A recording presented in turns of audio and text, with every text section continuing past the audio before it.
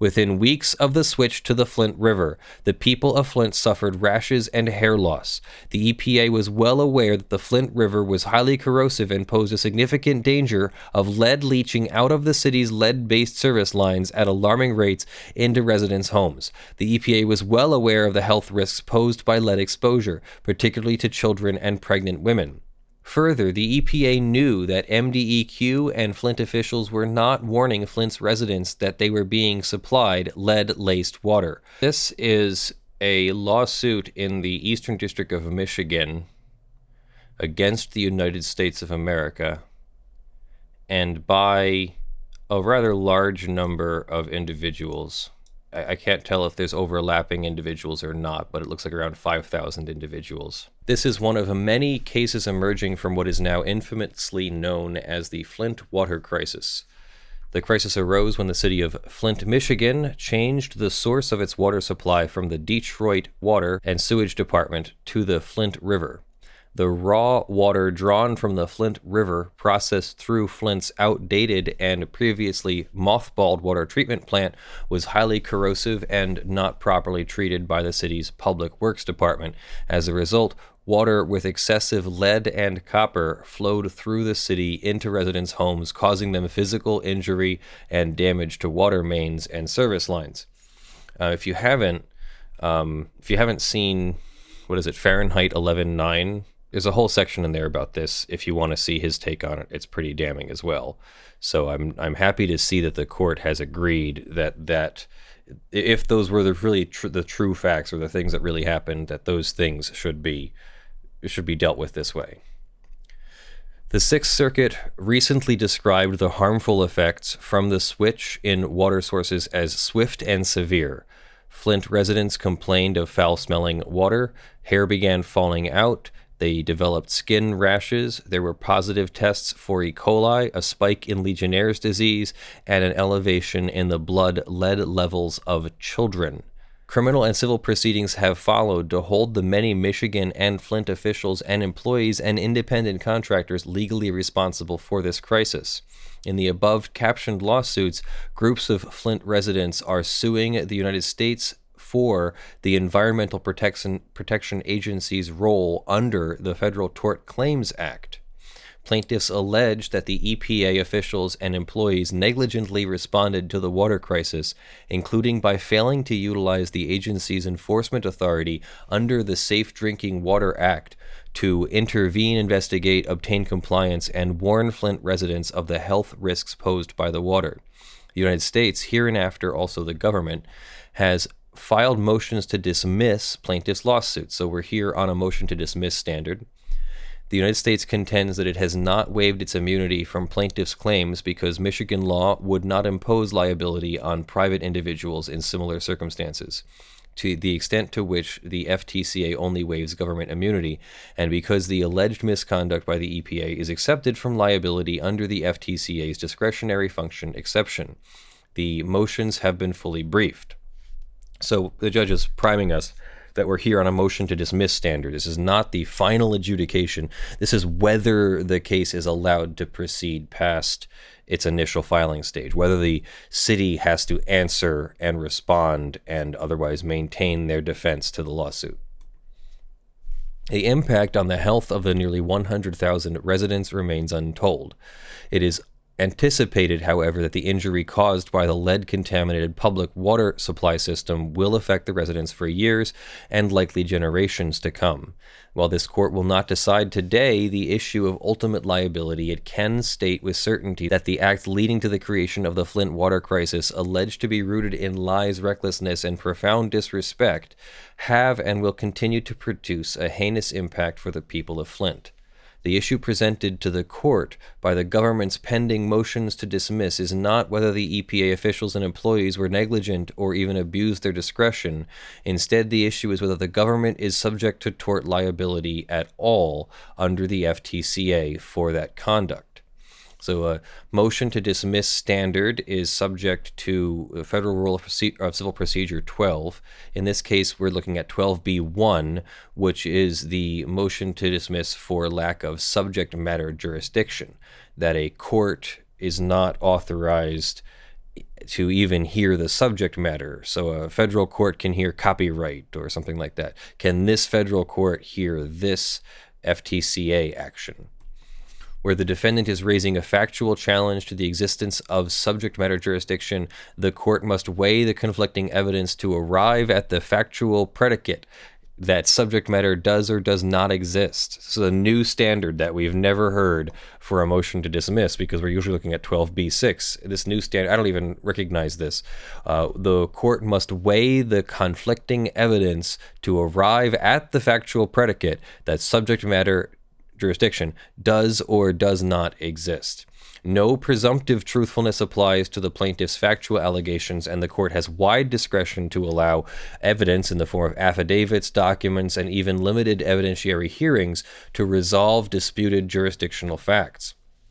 It is a universal rule that a party who invokes the jurisdiction of a federal court must allege all facts necessary to give the court jurisdiction. Therefore, a plaintiff suing under the FTCA must invoke jurisdiction by alleging facts not accepted under the statute, not EXC accepted. This includes facts establishing that the complaint is facially outside the exceptions of the discretionary function exception of the FTCA, which I'm sure we're going to go into in a moment. If the plaintiff succeeds, the burden falls on the government to prove the FTCA's inapplicability. So, the SDWA, I don't even know what is the It's the Safe Drinking Water Act. There we go. Thank you. Somebody bailed me out. Thank you, Brendan. The Safe Drinking Water Act was enacted in 1974 to assure that water supply systems serving the public meet minimum national standards for protection of public health. The statute authorizes the EPA to establish federal standards for protection from all harmful contaminants applicable to all public water systems. It also establishes a joint federal-state system for assuring compliance with those standards and for protecting underground sources of drinking water. States adopting the drinking water regulations that are no less stringent than the national primary drinking water regulations are eligible to obtain primary enforcement authority over their public water systems. Michigan has obtained primacy or primary enforcement authority, and the Michigan Department of Environmental Quality thus has primary enforcement authority with respect to the state's water system. As the Sixth Circuit described it, the MDEQ-EPA relationship is a model of cooperative federalism. Nevertheless, the SDWA reserves the EPA's oversight, and primacy states must periodically submit compliance reports, etc. Let's skip ahead a little bit. Back to the facts. Flint owns and operates a public water system that provides drinking water to 100,000 people. Before April 2014, Flint purchased finished drinking water from the Detroit DWSD. They drew their water from Lake Huron and treated the water to control potential contaminants, including copper and lead. Then, in April 2014, Flint switched its water source to the Flint River. The use of the Flint River as a water source was intended to be temporary, as Flint planned to connect to the Caragnati Water Authority pipeline in 2016, which draws water from Lake Huron. MDEQ and Flint did not and were not required to notify the EPA of the changing water source for Flint. The EPA does not approve such a switch in a primacy state. MDEQ approved Flint's water source change, but did not require Flint to begin corrosion control prior to the switch. MDEQ interpreted the lead and copper rule as allowing Flint to complete 2 consecutive 6-month rounds of sampling prior to determine what, if any, corrosion control treatment was needed for Flint River water. Its wrongful and damaging interpretation was later admitted by MDEQ Director Dan Wyand. The Flint River provided inconsistent water quality because of elevated levels of organic matter. In August 2014, elevated levels of fecal coliform and E. coli bacteria were detected in the water, and MDEQ issued a boil water advisory instructing Flint's residents not to drink the water. A second E. coli exceedance occurred in 2014 September. So 1 month later. The city's use of chlorine to address bacteria exceedances led to another problem: high levels of total trihalomethane, which poses health risks to consumers. Flint's residents immediately noticed the change in the quality of the water. Jennifer Crooks, wonderful name, Jennifer Crooks, Region 5's Michigan program manager for the drinking water program, who was responsible for reviewing and responding to complaints from Michigan citizens on the agency's behalf, testified in this matter that she had never received as many citizen complaints since she began working for the EPA in 1987 than she did after the Flint water switch. When Region 5 received citizen complaints from Michigan residents, employees would discuss the issues with technical contacts, check for violations in various databases, and contact the state person responsible for the water system to discuss the complaint. After Region 5's employees conducted background research and communicated with the state, they responded to citizens through emails, phone calls, and written letters. In its communication with Flint residents, the EPA indicated that MDEQ was working closely with the city to ensure that the citizens of Flint are provided drinking water that meets health standards. The EPA informed Flint's residents that the most recent laboratory analyses obtained from MDEQ of the city of Flint's drinking water indicate that almost all regulated contaminants meet state and federal health standards as required under the federal and Michigan Safe Drinking Water Acts. TTHMs pose a health risk for some subpopulations such as the immune-compromised and pregnant women. Despite being aware of those risks, the EPA did not convey those risks in at least some of its communications with Flint residents. Let's see, there's a few more examples, some more failed oversight. We're going to just skip a little bit here. This is 45 pages long. No treatment was needed. I think we're up to 2015, a year into this. EPA Region 5 staff continued to express concern about the increasing concentration of lead in Flint's drinking water. This is May and June 2015. Flint was not including tests from homes showing high lead levels in its compliance sampling pool, so they were omitting testing results that showed high lead levels.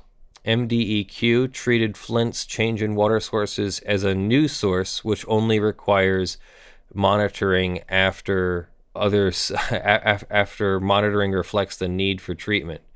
It was not a new water source. They were in fact not. It was not a brand new system.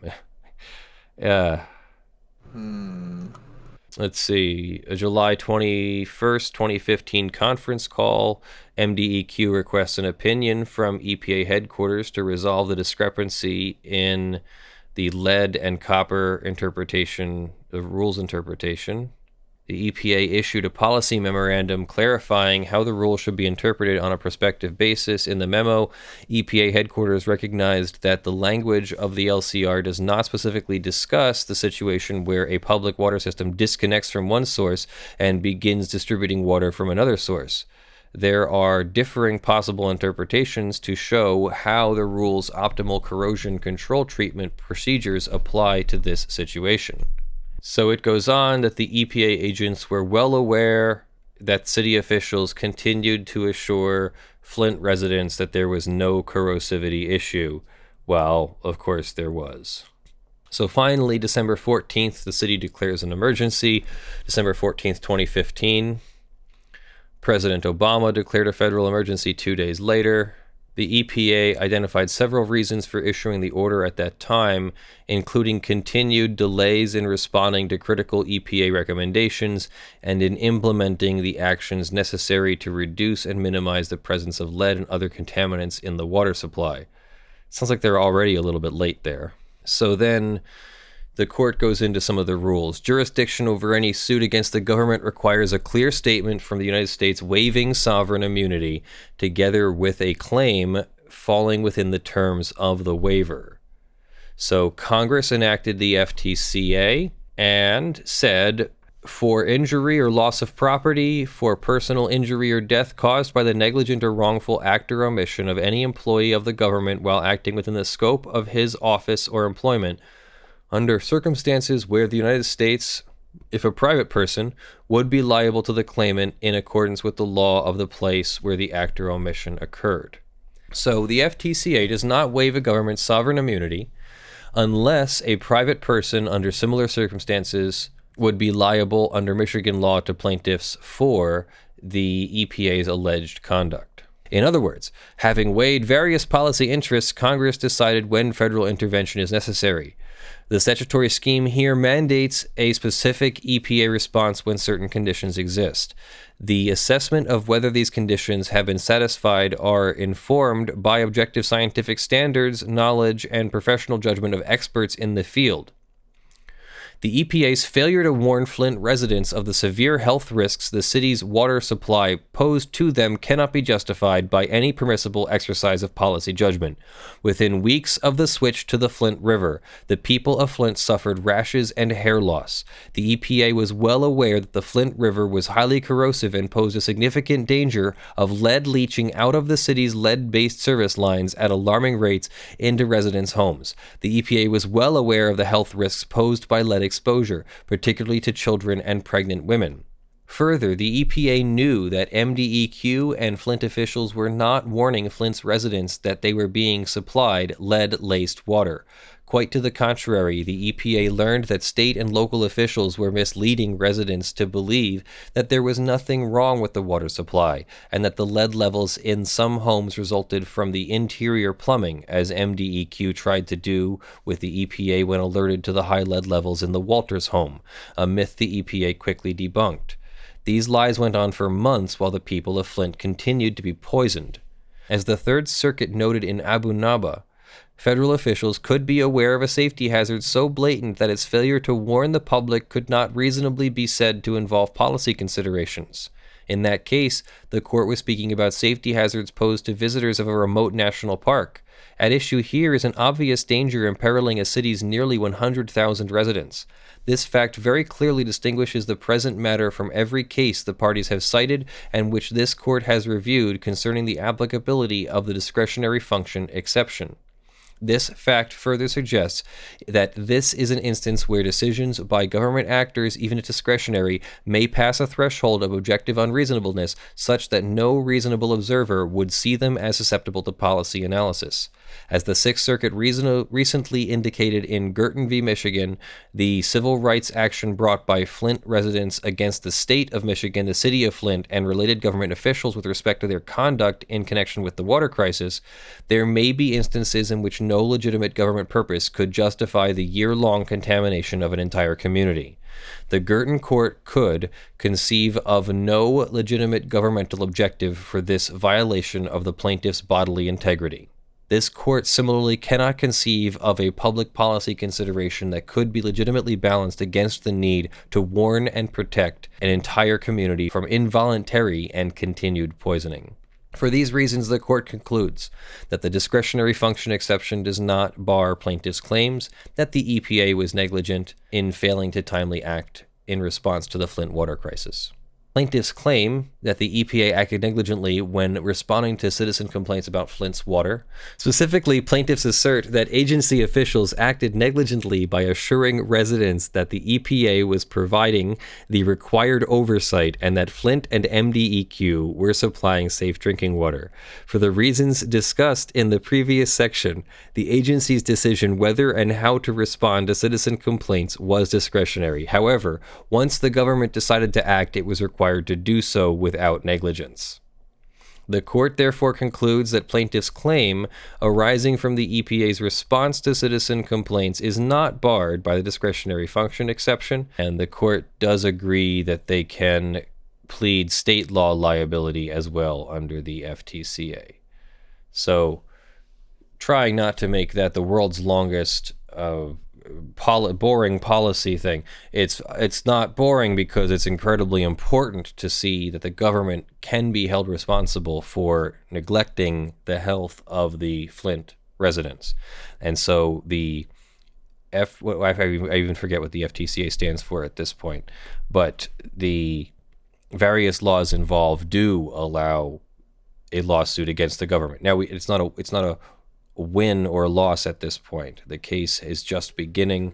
The plaintiffs have won the right to go forward and present their case to the court and see if they can convince the judge that liability and a legal remedy exist. All right, and that's our show, everybody. Thank you for joining me for this special Easter edition of the Lawful Masses Sunday Show. Thank you very much to all of our supporters. This is a community-supported channel here, Lawful Masses, your legal education channel of choice. Thank you to our April 2019 supporters, which now include sponsus.org supporters, Twitch subscribers, Patreon patrons, and very shortly will include YouTube join button subscribers. I don't know how you word that. Thank you to our $50 plus supporters: John Steele, Gavin Barnard, Eevi, Andy, Kyle Mudrak, Verement, Tayne, Michael Pearce, Terry Crisp, Richard Fournier, Spirit Bear, Jan Negrey, Daniel Perez, Aspernari, Snorre Wisotzky, Sean McNamara, Aetaric, and thank you very much to the $5 plus supporters who have been scrolling on the not flickering LED panel behind me. I think I fixed it this morning, and will be scrolling on the crawl at the end of the thing here over my face. So we'll bring you some dog video here for the last minute and a half of this song. Love you very much. I'm Leonard French, your favorite copyright attorney. Have a good week, my lawful masses. I'll see you in the videos that drop. Bye.